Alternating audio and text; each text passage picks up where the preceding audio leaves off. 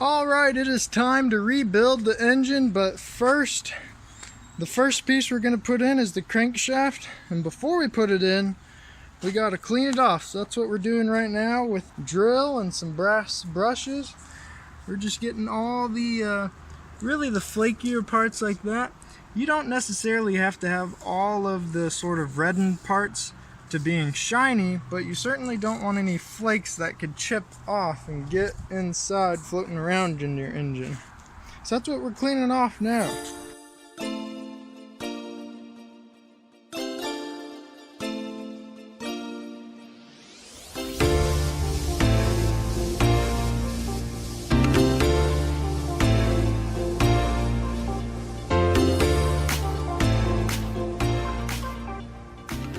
Alrighty, we got the engine back from the machine shop, and look at those cylinders, guys. Those are perfect. I could not be happier. Really a fantastic job.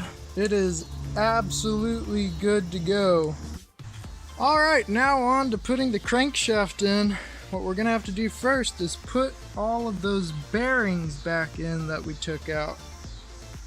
Alright, so before we put those bearings in, you want to make sure you got everything oiled up before you put it in. So what I've got here is some gear oil, fully synthetic. Now, you could just use regular motor oil, but I'm going to use this because it has a nice little spout at the end, so I can pour it out pretty accurately, like to start with some of these little holes and areas here. So that's what I'm getting to now. Then we'll get the bearings in.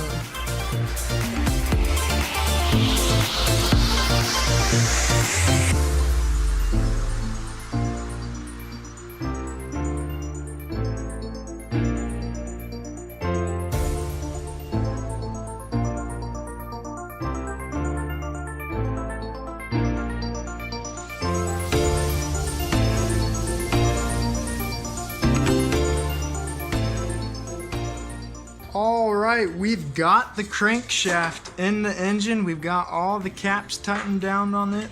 We made sure to pre-lube everything up and tighten it down. Also got the oil pump on.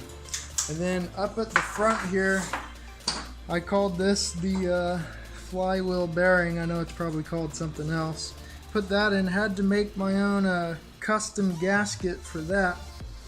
So luckily in the kit of gaskets I got, there was a sheet of gasket maker I was able to cut it out of. So that worked out pretty well. And we've got all the other gaskets in there. So the next thing we're gonna do now is put the pistons in the engine. So we've got the pistons over here ready to go. We ended up getting new pistons since we got the cylinders overboard. The overboard we got was 0.03 inches, which for those of you who don't know, let me just show you how much that really is. That's 0.03 inches right there. That tiny little sliver. But that is all it took to get the groove out of the cylinder. And now those cylinders look flawless. So we're gonna put the pistons in, and doing that, we've got the new compression rings right here. And we're gonna be putting those on with this handy dandy little tool, which is adjustable, so you can use it on different sized pistons. So we're gonna be getting those on and then putting them in. Alright, we've got all the pistons in the engine. You can see there, and the pistons are directional. This little dot points towards the front of the engine. Here's where the water circulation pump goes.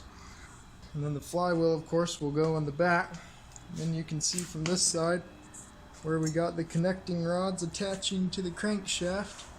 Turned out pretty good. And let me tell y'all, in terms of spinning this, it really helps it spin once you get the cylinders lubed up with some oil. Before then, it'll be pretty tight. So now that we've got those in, the next step we're gonna do is put the camshaft in right there. And we got the camshaft in. The one thing I wanted to point out was on the front with the gears, making sure they are aligned to where they were before. But moving on, the next piece we're going to go ahead and put on the engine is going to be the fuel pump.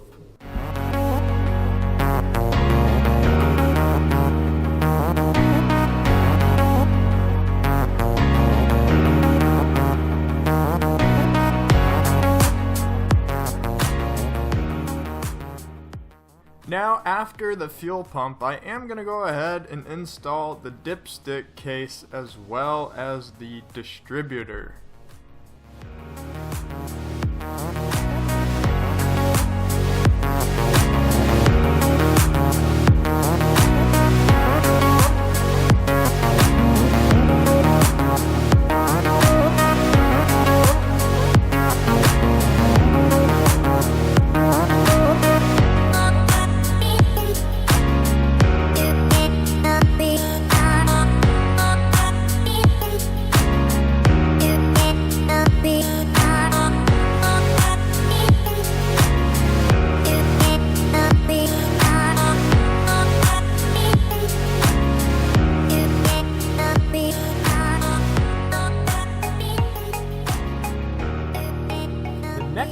We were going to try to put on was the timing cover and the harmonic balancer. Now these pieces did have some rust on them, so I wanted to remove that, and I tried a few different methods. The first was using a wire brush on my power drill, and that did alright removing some of it. But then I decided after that I needed to use some chemicals. So I bought some evapo rust, which is non-toxic, completely biodegradable, and all you have to do is pour the evapo rust into a container that you then put your metal piece in, and you just let it soak for hours. Preferably you leave it overnight though, and it removes the rust for you. Now you can see in my case, after 12 hours the fluid got pretty dark colored, and that's because it took a lot of rust off, but there still was a little bit left. Now to get this last bit of rust off, I decided I needed to take it to the next level, and to do that we needed a few things.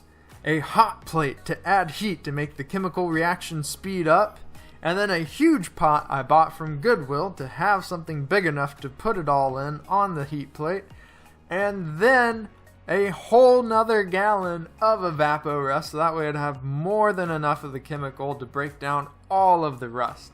Now with this, letting it sit for another 12 hours, heating on the hot plate, it did take all of the rust off, and you can see the results are pretty darn good. We got basically all of the rust off. Now to keep these pieces from ever rusting again, we need to go ahead and paint these, and to do that I decided to use a engine primer that goes up to 500 degrees, and then a black high gloss engine enamel that also goes up to 500 degrees. And I gotta say, the finish on these turned out pretty darn good. Now that we've got the pieces painted, we're ready to go ahead and install them on the engine.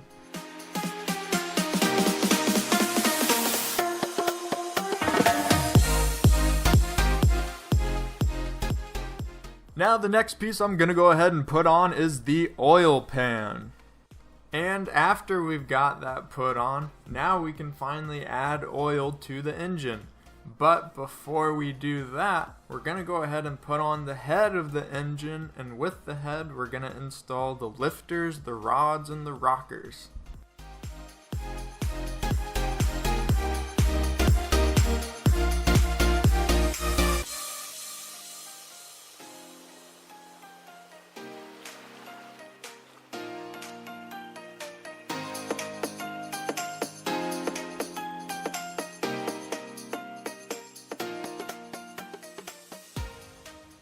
Now whenever you're installing the rods and rockers, you want to tighten them down enough to get all of the lash out of the rods. But you can't do this for all of the rods at the same time, because some of the lifters will be moving up at different points in the engine's rotation. So I had to use my cheater bar in order to turn the engine to get it so I could adjust all of the rockers and rods. Now for anybody who is wondering which direction to turn the engine, if this is the front of the engine, you're looking at it, you want to turn clockwise. So that's exactly what I'm going to do here. Then I just start rotating it until I see those lobes go down. And trying to remember which rockers it was. We'll figure out that next and get back to you. Now, after we've got all of the rockers tightened down correctly, we're ready to go ahead and install the cover on top of all of that. So now we've got this top cover piece cleaned off. We've got the gasket into place, so we're gonna go ahead and put this on.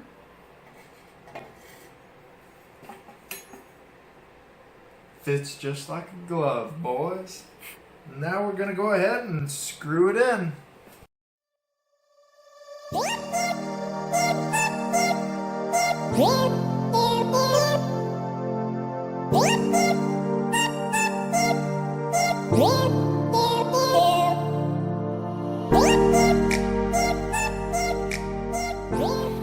Now we've got the cover on the head of the engine. It is tightened down. Next piece is gonna be the side cover now. Alright, so we've got this cover cleaned up. So now we've got this side cover on for the rods and lifters. Went on pretty well, and let me tell you guys, for straightening out parts of it that were a little bent out, was just taking this hammer and just hammering it in there till it was flat. I know some of y'all may not agree with that method, but it works. Alright, we've got the oil filter here. Brand new out of the box. Quicksilver brand, which is the recommended one to use.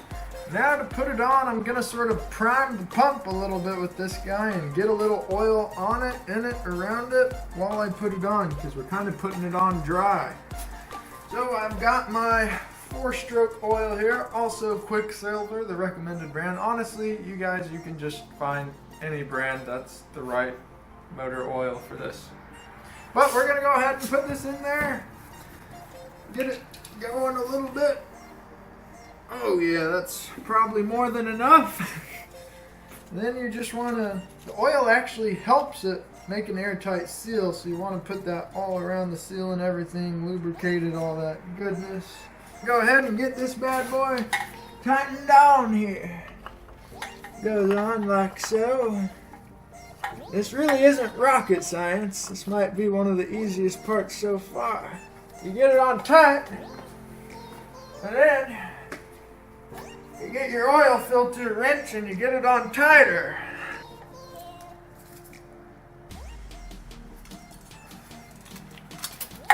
Really don't, oh, that's kind of cool. Really don't got to get it that tight. That's probably more than enough right there. Alright, oil filter's on, good to go. So now the next part we're going to do here is we're going to start filling this bad boy up with oil. At least a little bit anyway, so get your little funnel thing. I'm just playing with you, we don't need that. We're just going to freehand this. Oh.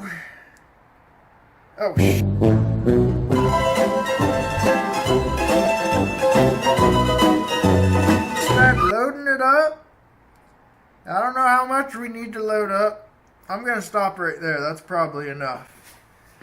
Now, you may have dripped a little on the side. If the top of your engine cover is clean, just sort of try to wipe it in there. After you've got the oil loaded in there, and I honestly don't know how much we just put in, but it's going to take time for it to seep down through the rods and rocker, lifter cover, down through here, down into the bottom, and then eventually we're going to see it on the dipstick level. Right now we are at approximately empty.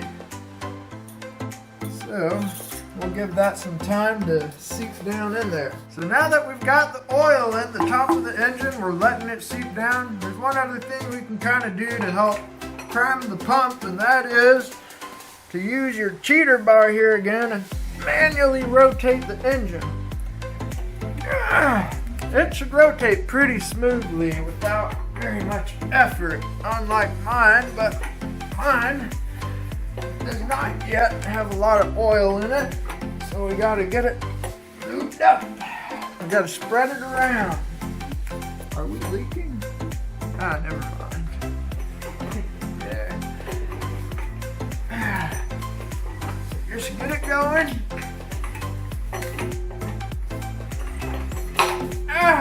Oh, goodness.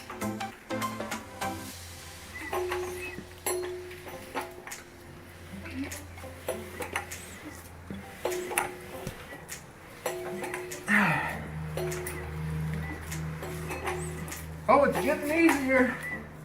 I can feel it.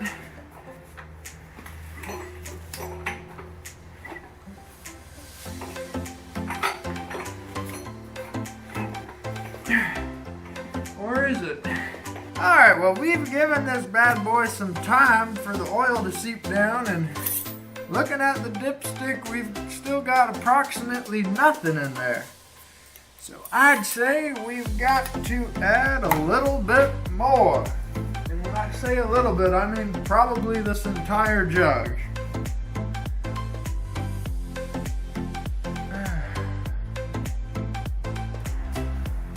That ought to be enough for now. Alright, so the next piece we're going to put on the engine is going to be the water circulation pump. You can see I've got it over here. I've actually got the old one, which is really rusted out on the inside, so I went ahead and got a new one that is perfectly clean. So we're going to go ahead and install this on, and we have the gasket that goes with it, and it goes right here on the front of the engine. So I'm going to need to find the bolts for this bad boy real quick, and then I'll get it put on. Well, I ended up only being able to find one of the 4 bolts I needed for this. So I went ahead and went to Tractor Supply and just bought some new bolts. The ones I got are some stainless steel ones, so hopefully it'll be quite a while before they ever rust, if ever.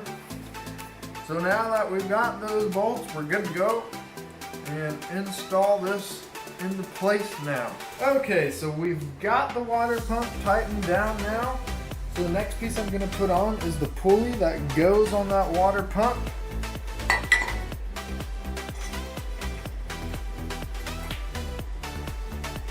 Alright, we got that bad boy tightened on there. So the next thing we're going to be doing is on this side of the engine, we're going to be putting the intake / exhaust manifold back onto the engine here, which you can see we've got it on the ground right here.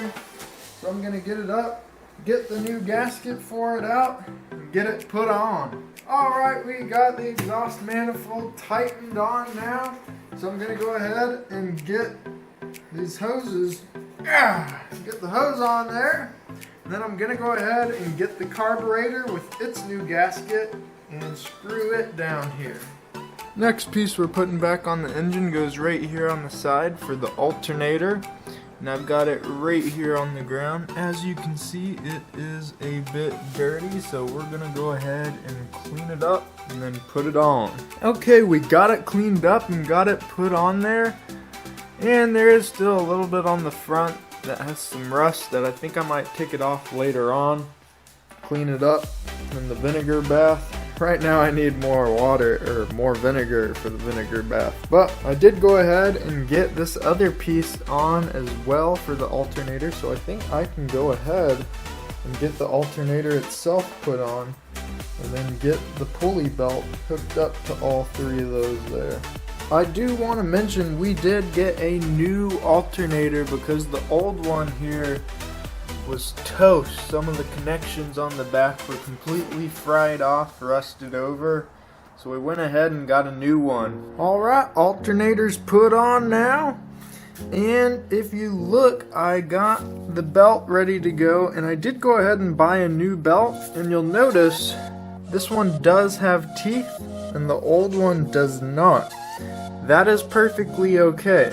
And I should mention at this point, for any of you that have a Mercruiser engine, and this is a Mercruiser 3.0, I'm going to go ahead and put the link to all of these things in the description below. So if you guys need a new alternator, new timing belt for your Mercruiser 3.0 engine, I'll go ahead and put those links down below for you. So now what I'm going to do is get that belt put on. I've got the alternator still loose on the top bolt, so that way I can move it around to adjust the tightness.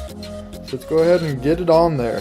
We got the belt on now. Let me tell you, after I put it on and tightened everything down, I realized this crankshaft pulley still wasn't on all the way, so I had to hit it with the hammer a bit more to get it to go in further, and you can see I scuffed up my paint job. So I guess I'm gonna have to touch that up later to make sure it doesn't start rusting around those spots, but at least we've got it on now. Another thing I had put on off camera was this little side plate here that just has those three 12-sided bolts there, and there. And I had to put that on first before I could put the fuel line on that's over there right now. So now that I've got this bad boy tightened on, I can go ahead and put the fuel line on, up and over it, into the carburetor. Okay, got the fuel line put on now. And there is one other thing. There's this some sort of fuel return line. Although it's not really return, I think it's like an overflow. Because the manual says if there's ever any fuel in this line, then that's a problem. Which, looking at where it comes out of the carburetor, it looks like there would only be fuel getting in there if it is overflowing. So, that's just sort of like a, I don't know, extra thing. I went ahead and I put a fresh piece of vinyl tubing on that one, and honestly this is just fish tank tubing you can get from Home Depot or Walmart. Because the old one, well, you can tell it's really yucky looking and is pretty brittle. So I went ahead and replaced that. So now that we got all of that on, I think I am going to go ahead and put the new spark plugs in, so that way make sure no debris is getting into those holes. Spark plugs are in. I did go ahead and I bought new spark plugs, and yes, I did get the cheap kind. I didn't get the expensive iridium ones, because honestly guys, we still don't know if this engine's gonna run. So let's make sure it's running first, and after we know that, we can buy some fancy spark plugs later. Pretty much got everything done here. There's just a few things left. I gotta hook up the wiring stuff, and I'm gonna have to rewatch some old videos to do that. Then I've also got the flywheel to put on the back here, but because of the way this sits on the engine stand, I have to take it off the engine stand to do that. So for that part, I'm gonna go ahead and hook this back up to the engine hoist. Got this side of the flywheel painted up. Turned out really good. Pretty happy with it. So, I mean, honestly guys, this paint's gonna help this metal last a long time. I mean, it was already in here for 20 years and started getting some surface rust, so now that we got a fresh coat of paint on it, should last at least another 20 years. Hopefully longer than that if we take good care of it. Well, the time has finally come to get this engine put back up on the hoist, so that way we'll be able to access the back of it to put the flywheel back on. So let's go ahead and get it loaded up. Flywheel's on, looks pretty good. Now for the little triangular Driveshaft-coupler that goes over that. Got the Driveshaft-coupler put on now. Man, that looks pretty good, not gonna lie. The engine enamel paint coat on that turned out pretty good. Really happy with that. Now for the big cover piece that goes over all this. Now, once we had this flywheel cover installed, we had pretty much everything installed back on the engine and it's ready to go. But before I put it back in the boat, I want to go ahead and test it out to see if it'll run out of the boat. And one thing I forgot to mention was that I also had to replace the starter on the engine. But now the time has finally come to find out if the engine will start.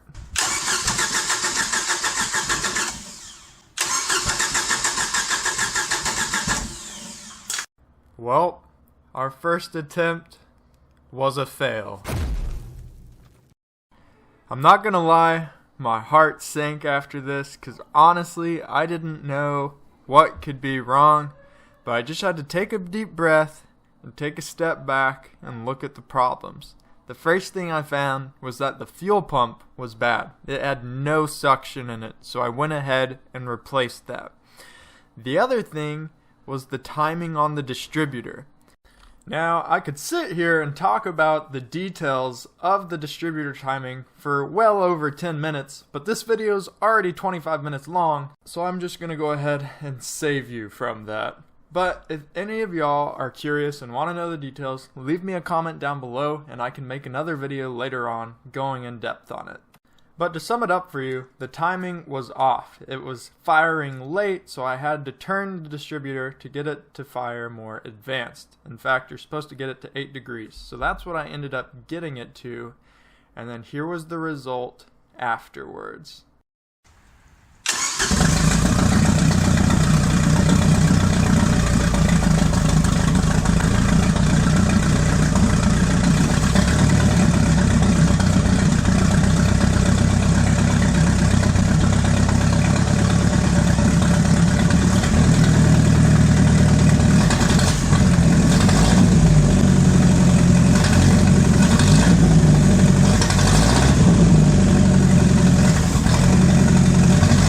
Holy cow. After 6 months of starting this project, we finally got the engine to run. This was by far the most satisfying part of the entire project. So I just want to say a huge thank you to everyone watching and who has followed the project this far. This is where we are going to end this video. Engine rebuild success. And I will see you guys next time. Goodbye.